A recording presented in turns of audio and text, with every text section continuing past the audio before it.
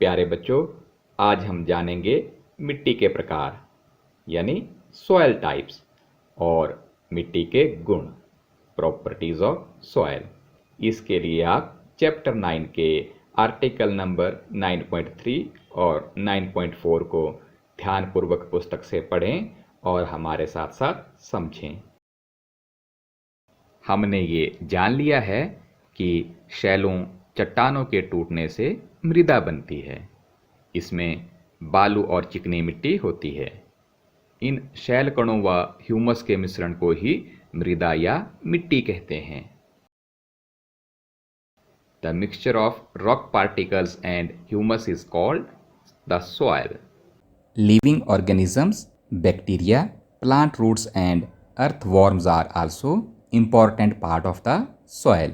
जीवाणु, पौधों की जड़ें और केंचुए जैसे जीव भी मिट्टी के महत्वपूर्ण अंग हैं। आइए जानते हैं मृदा के प्रकार, सॉइल टाइप्स। सबसे पहले बलुई मृदा। जिस मिट्टी में बड़े कण ज़्यादा मात्रा में हो उसे हम बलुई मृदा कहते हैं। चित्र में आप देख सकते हैं मोटे मोटे कणों वाली मिट्टी। The soil contains greater proportion of big particles. It is called sandy soil.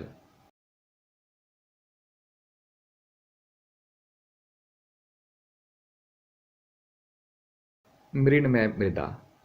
जिस मिट्टी में छोटे कण ज़्यादा मात्रा में हो उसे हम मृणमय मृदा कहते हैं। इसे हम चिकनी मिट्टी भी कहते हैं। बारीक कणों वाली मिट्टी का चित्र।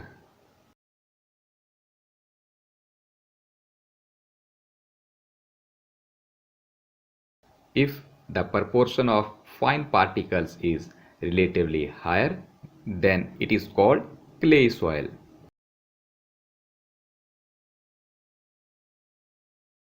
जब बड़े और छोटे कणों की मात्रा समान होती है तो इसे हम दोमटी मृदा कहते हैं।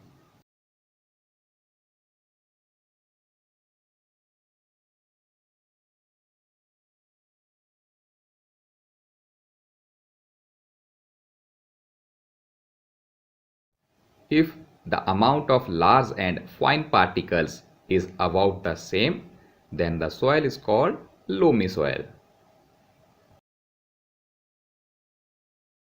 बलुई मृदा यानी रेतीली मिट्टी, इसके कण बड़े बड़े होते हैं और आसानी से आपस में नहीं जुड़ते हैं। इनके बीच में बहुत सारा स्थान होता है जिससे पानी बहुत तेजी से निकल जाता है और ये मिट्टी हल्की, हवादार और सूखी होती है। Particles of sandy soil are quite large and they cannot fit closely together. So there are large spaces between them. Due to this, water can drain quickly through the spaces. So sandy soil is well aerated, light and dry. चिकनी मिट्टी के कण छोटे छोटे होते हैं और आपस में जुड़े होते हैं, जिससे बीच में ज़्यादा खाली स्थान नहीं होता। इस कम स्थान में पानी रुक जाता है और पानी ज़्यादा होने के कारण यह भारी मिट्टी होती है। Clay particles being much smaller pack tightly together, leaving little space for air. So clay soil hold more water and is heavier than sandy soil. दोमटी मिट्टी यह खेत के लिए सबसे अच्छी होती है। इसमें बालू, चिकनी मिट्टी और गाद का मिश्रण होता है। गाद का साइज मध्यम होता है। ह्यूमस और अच्छी जल क्षमता के कारण पौधों की वृद्धि के लिए सबसे बेहतर होती है। The best topsoil for growing plants is loam.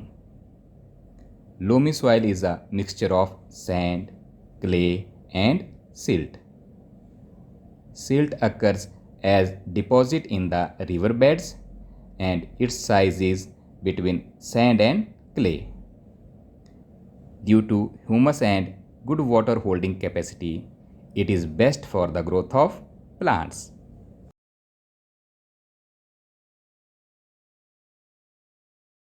बच्चों, पक्के फर्श पर 50 सेंटीमीटर का एक स्क्वायर बनाएं और एक बोतल पानी उसमें डाल दें।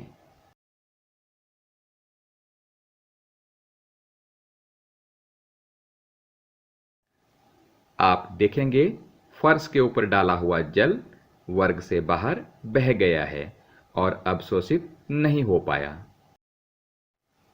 ऐसा ही वर्ग कच्ची मिट्टी के ऊपर भी बनाएं और उतना ही पानी इसमें भी डालें।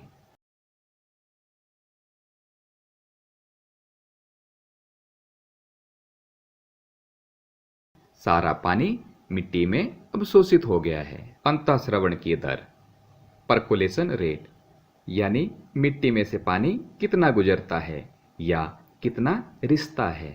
इस एक्टिविटी के लिए 20 सेंटीमीटर लंबे 3 पाइप के टुकड़े लें और एक बीकर में 200 मिलीलीटर जल लें। पाइप को तीनों प्रकार की मिट्टी में 2 सेंटीमीटर तक गाड़ दें और 200 मिलीलीटर जल डाल दें। धीरे धीरे समय नोट करें कि जल कितने समय में भूमि में रिस जाता है।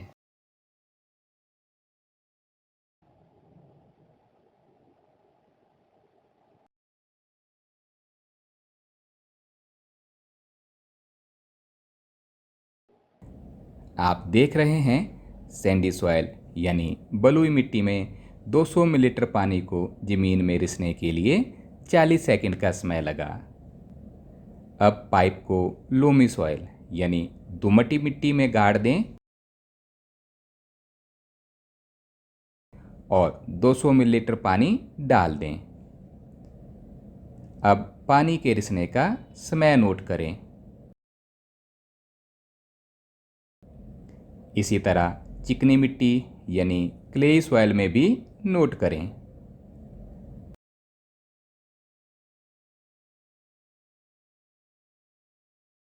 अंतःस्रवण की दर बराबर है जल की मात्रा मिलीलीटर में बटा अंतःस्रवण में लगा हुआ समय।